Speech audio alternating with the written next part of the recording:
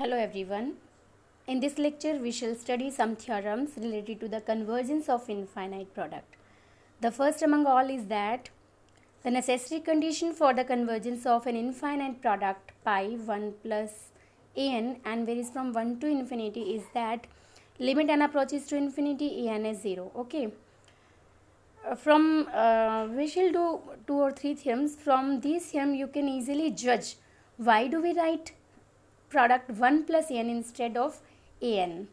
In all these theorem we shall know that the convergence or divergence of this infinite product n varies from 1 to infinity pi 1 plus n depend upon the convergence or divergence of the series summation n. Okay, so we'll be comfortable in writing the product factors as 1 plus n instead of writing pi an. Okay, that you will judge from the next 1 or 2 theorems. So first we shall prove the necessary condition for the convergence of this type of infinite product, that if this product is convergent, okay, then limit n tending to infinity n is 0. If I write this factor in this form, then the convergence of this product implies the limit of nth term n approaching to 0. This is just the necessary condition, not the sufficient condition. That is, the converse of this theorem is not true, and that we will show with the help of an example.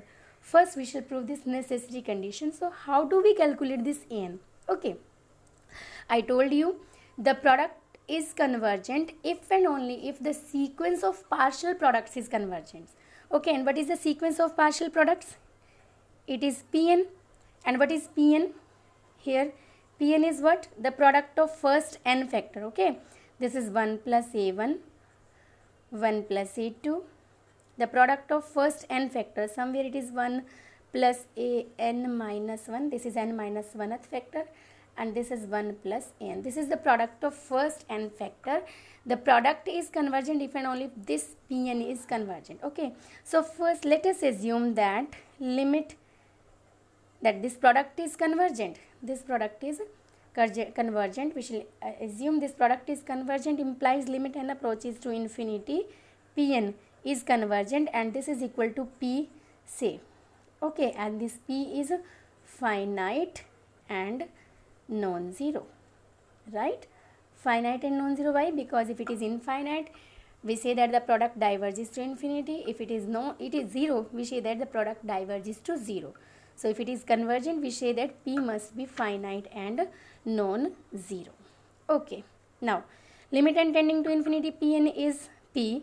So limit n tending to infinity Pn minus 1, this is also equal to P. Okay, now our main task is to find this an. So how do we find this an? We know Pn minus 1 is the product of first n minus 1 factor. It is 1 plus a1, 1 plus a2 up to 1 plus an minus 1. So if I divide this 1 by 2, what do I have? Pn upon Pn minus 1.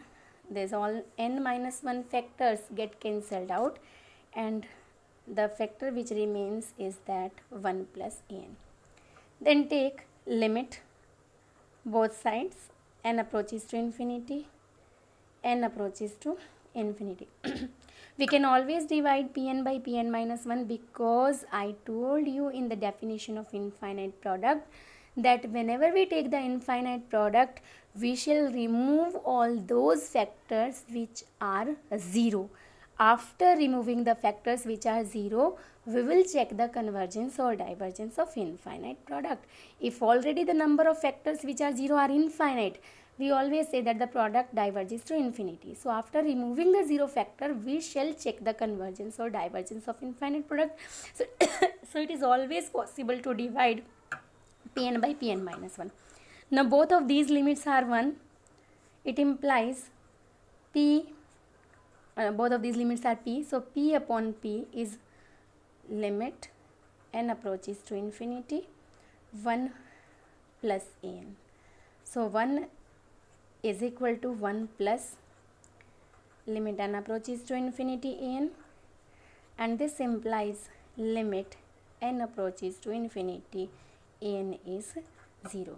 So if the product is convergent, then limit n approaches to infinity an must be 0. However, the converse of this theorem is not true. As I told you in my previous lecture, the two example I have given, pi 1 plus 1 by n varies from 1 to infinity, and pi 1 minus 1 by n varies from 1 to infinity. Both of these products were divergent. However, if I compare it with pi 1 plus an, okay, pi 1 plus n, if I compare it with, in this case n is 1 by n, and in this case n is minus 1 by n, and both of them have limit n approaches to infinity as limit n approaches to infinity is 0. Limit n approaches to infinity an is 0. In both of the cases the limit is 0, but these here n is from 2 to infinity. In both the cases limit n tending to infinity an is 0, but the product are divergent. So this condition is only the necessary condition, not the sufficient condition. This theorem is not very important for the convergent products, okay, but this is very important when you see this an has limit non-zero. Immediately you can see that the product is divergent. Okay, this is not very important for convergent product, but this is very important for divergent product, where you can judge with the help of this an.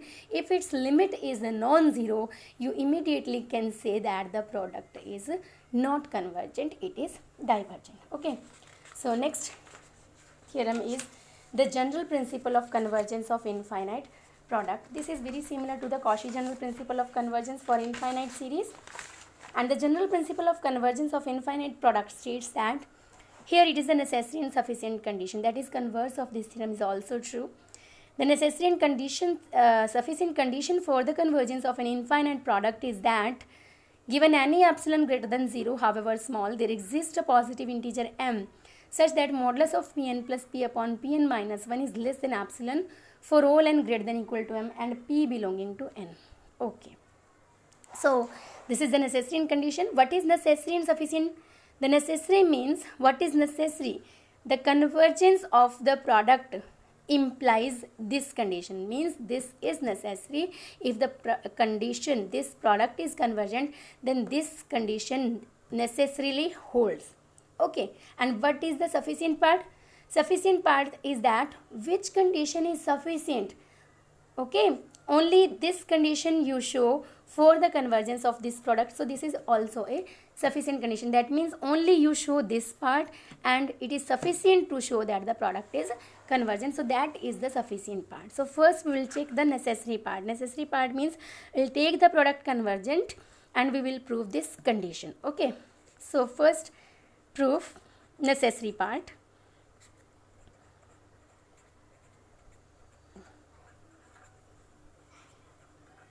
Let product 1 plus n varies from 1 to infinity is convergent to P, say. Okay, and what we shall prove? That for every epsilon greater than 0, there exists a positive integer m such that modulus of Pn plus P minus Pn is Pn plus P upon Pn minus 1 is less than epsilon for all n greater than equal to m and P greater than equal to 1 or P belonging to n. Okay, so we shall start from this. We know that this product converges to P, implies that the sequence of partial products Pn converges to P. Okay, the sequence of partial product Pn converges to P. Now, this Pn is a sequence which converges to P. We know that every sequence which is convergent must be Cauchy, and the sequence which is Cauchy will follow the Cauchy general principle of convergence is that given any epsilon greater than 0, there exists a positive integer m. You shall take here epsilon 1 so that in the end we can take it as epsilon. There exists a positive integer m such that modulus of, what is Cauchy general principle of convergence? Pn plus P minus Pn is less than epsilon 1 for all n greater than equal to m and p belonging to n. This is Cauchy general principle of convergence for the sequence. Okay. Now divide both sides by modulus of Pn. As we know, every factor Pn is non-zero, so we can divide both sides by modulus of Pn. So inequality remain the same because I have taken modulus. So the term in the denominator is non-negative as well as non-zero, so it is positive. So inequality will not be affected. Now it implies modulus of Pn plus p upon Pn minus 1 is less than, this is positive, this is positive, you can take it another number as epsilon for all n greater than equal to m and p belonging to n. Now we'll show this is the necessary part. This condition holds for all n greater than equal to m and p belonging to n. Now the sufficient part is that we take this condition. Okay, let this condition holds. Let Pn plus p upon Pn minus 1 less than epsilon for all n greater than equal to m and p belonging to n, and we want to show that this is sufficient to show that Pn is convergent. Okay, from this part Pn plus p upon Pn minus 1, if I open this modulus, what do we have? Minus epsilon less than Pn plus p upon Pn minus 1 less than epsilon for all n greater than equal to m and p belonging to n, right? It implies 1 minus epsilon into is less than Pn plus p is less than 1 plus epsilon for all n, 1 plus epsilon for all n greater than equal to m and p belonging to n. See, this condition holds for every n greater than equal to m and p belonging to n. Okay, so this condition also true for n is equal to m. So if I put n is equal to m, what do we have? 1 minus epsilon, this is here Pn it is is less than Pm plus p upon Pm less than 1 plus epsilon. Okay, now from here I can say that this inequality will be like this: 1 minus epsilon is less than Pm plus p upon Pm. This is less than 1 plus epsilon for all p belonging to n. Okay, here n is replaced by m. Now see, if this factor Pm, it may be positive, it may be negative. If Pm is positive, then I can write it as 1 minus epsilon less than into Pm is less than Pm plus p is less than 1 plus epsilon into Pm for all p belonging to n. And if this is negative, we can write it as 1 plus epsilon is less into Pm is less than Pm plus p is less than 1 plus epsilon 1 minus epsilon into Pm for all p belonging to n. If Pm is positive, we get this inequality, and if Pm is negative, then inequality get reversed. Okay, we'll get this form. In both of the cases, try to understand, this condition hold for all p belonging to n, that is Pm plus 1. See, Pm is a fixed number, right? And epsilon is arbitrarily small. This can be very small as you please. Okay, now you can say Pm plus 1 lies between two fixed number, Pm plus 2 lies between two fixed number, Pm plus 3 also lies between two fixed numbers. Okay, so as p approaches to infinity, all the terms beyond Pm plus 1, Pm plus 2, Pm plus 3 and so on lies between two fixed number. It means that when p approaches to infinity, this Pm plus p, okay, will tend towards Pm. That means the difference between the terms beyond Pm is very small, and as small as we can please, because this epsilon is arbitrarily small. So these two terms are Pm, but here it is Pm plus 1, Pm plus 2, Pm plus 3. This is somewhat like this type. Pm minus epsilon into Pm less than Pm plus P less than Pm plus epsilon into Pm. So you can write it as Pm plus P minus Pm. This modulus is less than epsilon by epsilon into modulus of Pm. You can take it as epsilon star. Okay. So this Pm plus P minus Pm is less than epsilon star for all P belonging to N. Okay. So you can say that this Pm is convergent because the difference between the terms beyond Pm is very small. So this Pm is convergent. After also in this case you can try to write in this form also. So this implies that the sequence Pn because P belonging to N and P belonging to N means P1, P2, P3, this is convergent. Okay, and this is convergent implies the infinite product P is convergent.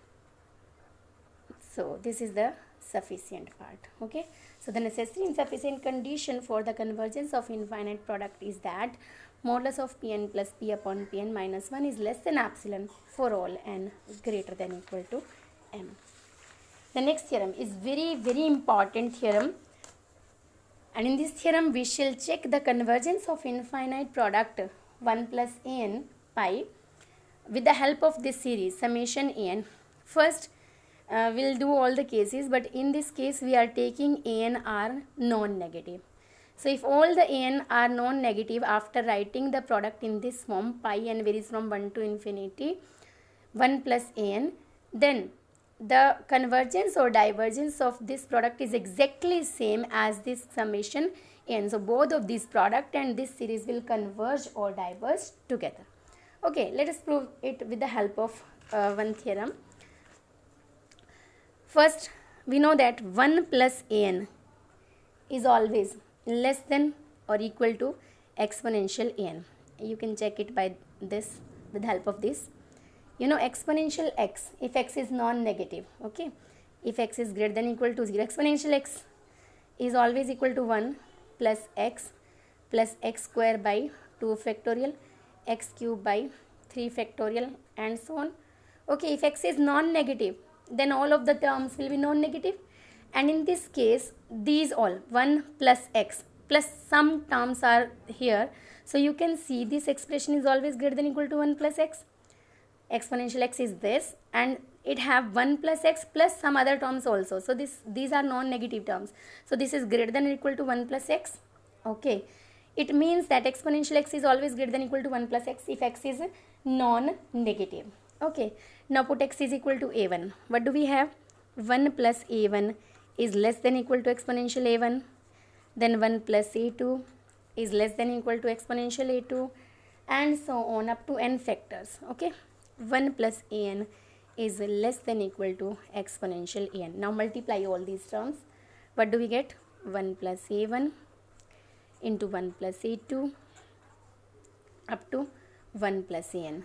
The product of these exponential a1. When we multiply exponential a1 into exponential a2 into exponential an, the powers will get added. So this is exponential of a1 plus a2 plus a3 up to an. Okay. Okay. Now we want to check the convergence of this product and this series. For this series, we have this is convergent if the sequence of partial sums is convergent. Okay.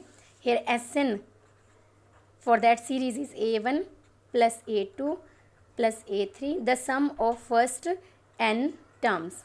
And for this product, this is convergent if the product of first n factor, the sequence of partial products, that is Pn, is 1 plus a1 into 1 plus a2 into and so on up to 1 plus an. Okay, the series is convergent if the sequence of partial sums is convergent. The product is convergent if the partial product, sequence of partial products is convergent. Now, all the AIs are non-negative. We also know one thing, that a1 plus a2 plus up to an, these are less than or equal, only you can say strictly less than a1 1 plus a1 into 1 plus a2 up to 1 plus n. Why? When we when we take the product of all these, see, the product of first two factors is a1 plus a2 plus a1 a2 plus 1. Okay, this is a1 plus a2 plus something. So this two factor are greater than a1 plus a2. Similarly, when we take the product of 3 factor, it will be a1 plus a2 plus a3 plus something. When we take the product of 4 factor, it is a1 plus a2 plus a3 plus a4 plus something. So this product is a1 plus a2 plus n plus something. That means this is greater than a1 plus a2 plus n. This is strictly greater than this. So you can say Sn is strictly less than Pn. Okay, and from this is Pn and this is exponential of Sn. So Pn is less than exponential of Sn. Okay, Sn is less than Pn and Pn is less than exponential Sn. Now we check the convergence or divergence together. Okay, now first let summation an is convergent. Let summation an is convergent. Okay, summation n convergent implies the sequence of partial sums is convergent. Sn is convergent. Okay, so let limit n approaches to infinity, Sn is S. Summation n is convergent means Sn is convergent, Sn is convergent. So we can take the limit n approaches to infinity, Sn as S. Okay, now as limit n tending to infinity, Sn is S. From this part, what do we have? Pn is less than exponential Sn. Okay, and limit n tending to infinity, Sn as exponential. This is the series of non-negative terms. Exponential of Sn, whether Sn is positive or negative, this is always positive. So exponential Xn, if limit n tending to infinity, this is positive term sequence. So this is monotonically increasing, and limit, so it is convergent, monotonically increasing sequence which is convergent to S. So it is bounded. Okay, so Pn is less than bounded above by S. This is exponential, less than exponential S. Okay, monotonically increasing sequence, convergent. So S must be the least upper bound. So Sn is less than equal to S, and it implies exponential Sn is less than equal to exponential S, and therefore this Pn is less than exponential S. Okay, and in this case the sequence Pn is bounded above by exponential S, and therefore it is convergent. The sequence Pn is convergent. Next we take sequence Pn is convergent implies the product is convergent.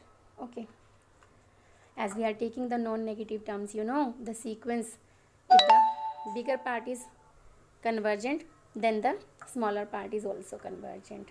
This is convergent implies Pn is bounded above, and when the product Pn is bounded above, that means each factor is greater than 1. Okay, so product is also in increasing sequence. Each factor is greater than 1, and EIR, these all are non-negative. So the sequence Pn is bounded above, and therefore it is convergent. You know, the product Pn is monotonically increasing. How do we say that this Pn is monotonically increasing? Because every factor which I multiply in this is greater than 1, because all the AI are non-negative. So first factor is greater than 1. When we multiply with another greater than 1 factor, it will increase. So Pn is monotonically increasing, and a monotonically increasing sequence which is bounded above is always convergent and converges to its least upper bound. So Pn is convergent implies that product is convergent. Next we shall check if summation n is divergent. If summation n is divergent, it means limit n tending to infinity Sn is infinite. If Pn is divergent, summation n is divergent.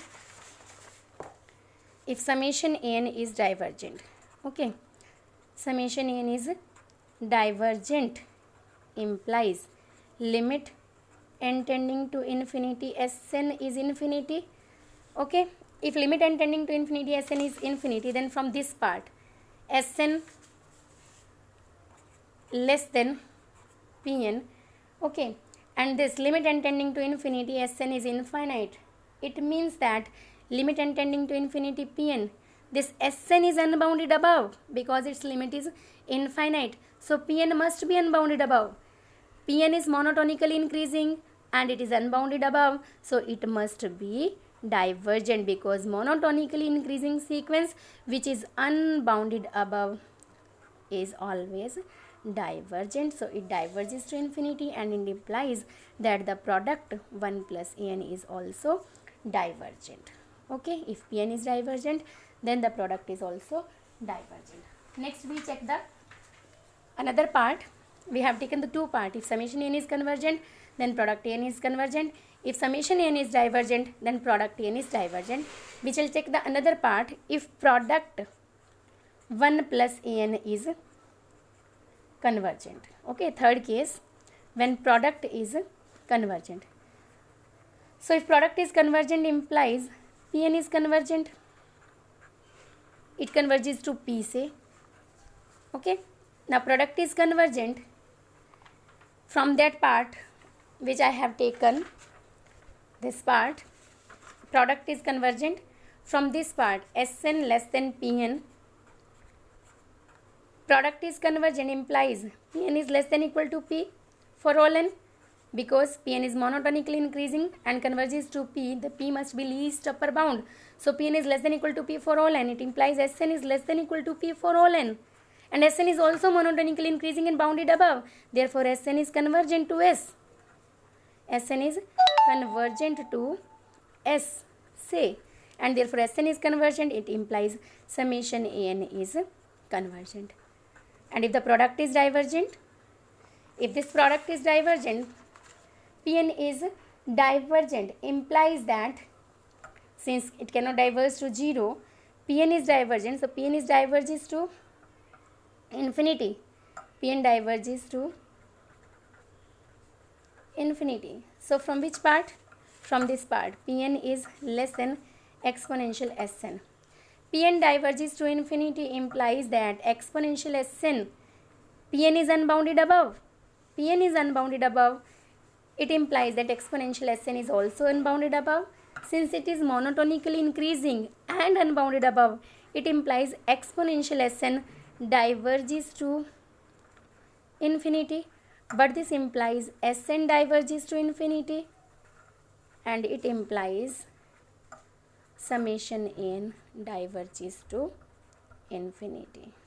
So from this theorem we have proved that if infinite product is written in this form, here ai are non-negative, then this series and this product will both converge or diverge together.